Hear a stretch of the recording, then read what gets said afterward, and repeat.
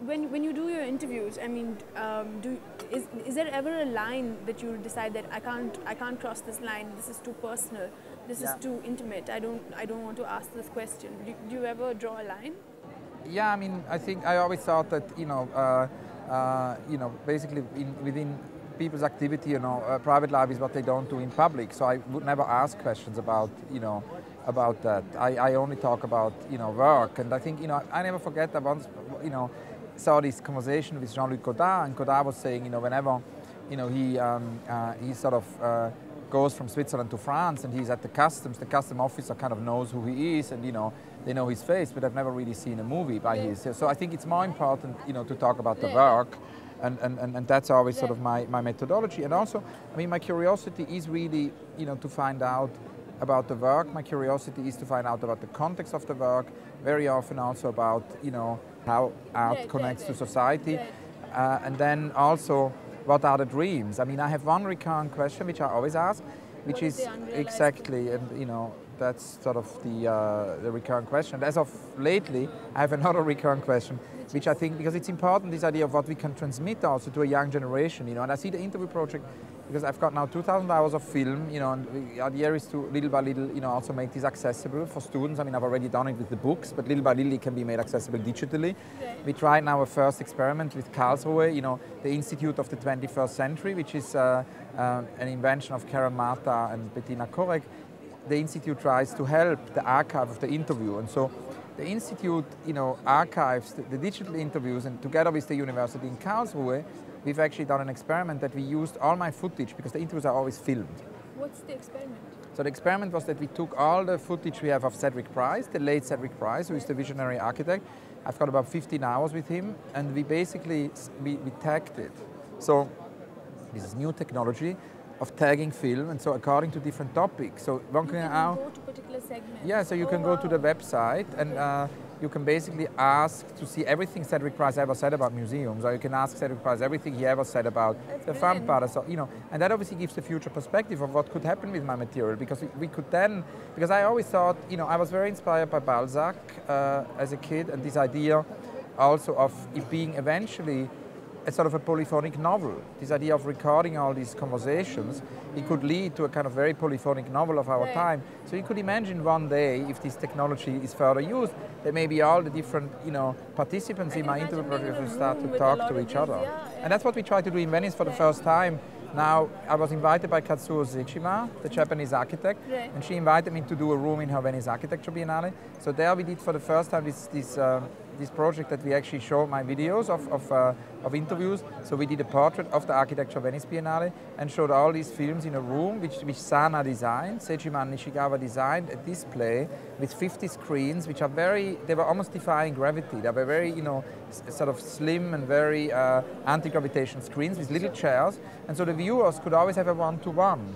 You could have a Sana chair and a floating monitor and just engage in a conversation. And it was very used during the exhibition. So that's obviously another future use of this archive, is to basically, put it into exhibitions. You said somewhere that artists are the most important people in the world. Why would you say that? Why are artists the most important people in the world? And he produced this amazing volume of interviews. And I thought maybe in 20, 30 years, if I do this with the artists I know well, I could, produce a book of similar, quality, of having this very into-depth conversation. And obviously, I'm far away from that. I'm only in the middle of the road right now. The aim is to one day maybe produce books after 30, 40 years of that kind of, intensity. And so it became a parallel kind of project. So that wasn't an incident. It was a kind of a gradual process. I suppose it had maybe also the curiosity was fooled by this feeling also of a slight feeling of narrowness, because, somehow Switzerland is a wonderful place to grow up in terms of art, but it's obviously also, there's no big city, and it's a quiet place, and there are the mountains, so you don't see the sea. The mountains block your view to the sea.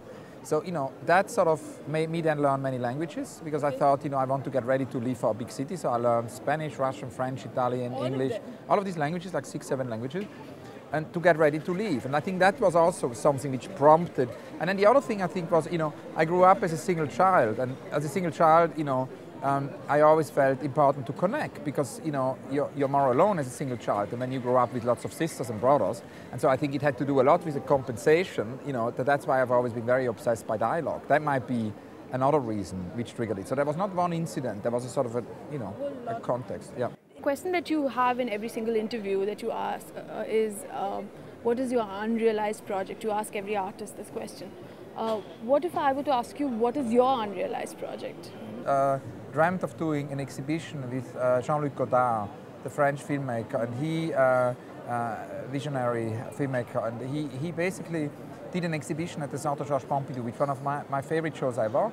It's interesting because whenever one records, the other day we were at the airport, whenever one does recording, it's astonishing, one gets so much aware that there is permanently noise in the environment. It's in every cafe, in every restaurant. There is no silence. It's what Brian Eno always says, you kind of necessity to kind of have spaces in the world where there is no sound, kind of liberate spaces from sound is a very important project for the 21st century. It's mostly wishful thinking in this country, but everywhere, I suppose. It's very amazing. Now the thing is...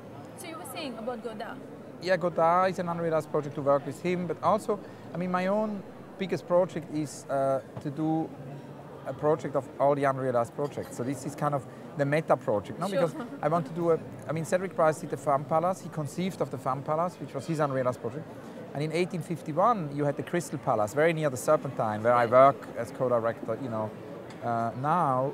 And so one could imagine one day, somewhere in the world, it could happen anywhere really, on any continent, to have a palace, not a crystal palace and not a fun palace, but a palace of the unbuilt roads. To have a palace, palace of what? Of the unbuilt roads.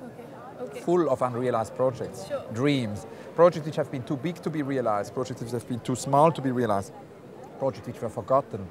There is also the idea of, self-censorship, which plays a role. Doris Lessing once pointed out to me, that's not only the project we are not allowed to do by the society and by constraints, which is an important part of it. There are these constraints, but then there are also the projects we do not dare to do, and to map them and archive them. And so it would really be a very big utopic display of all these unrealized dreams, which I think could give us hope, for the 21st century. And that's anyway, I think, production of hope is a very important thing of curating and exhibitions and of art. It's as Gerhard Richter said, so beautifully, painting is the highest form of hope. Art is the highest form of hope. Very, very last question. Why are artists the most important people in the world, according to you? I think if we look back and really consider what remains from a specific moment in time, and we think about Goya, or we think about Velázquez, or we think about Courbet, or we think about great artists of previous centuries, we can read their work today in a very, very different situation again. Whenever we think of war and the necessity of peace, Goya's work is as present as it was the very first day he made it. It wasn't bound to a very specific time. It went far beyond its time. And I think in some kind of way, that's one aspect of it. I think, art can recharge at a very different moment later in time. Art can also be exemplary. And I also believe in this idea that art can change the world. I think, artists have these extraordinary antennas and very often see things nobody else in society sees. And I think they very often anticipate things. There's a kind of a presentiment, I think, to send something before anybody else. I think artists.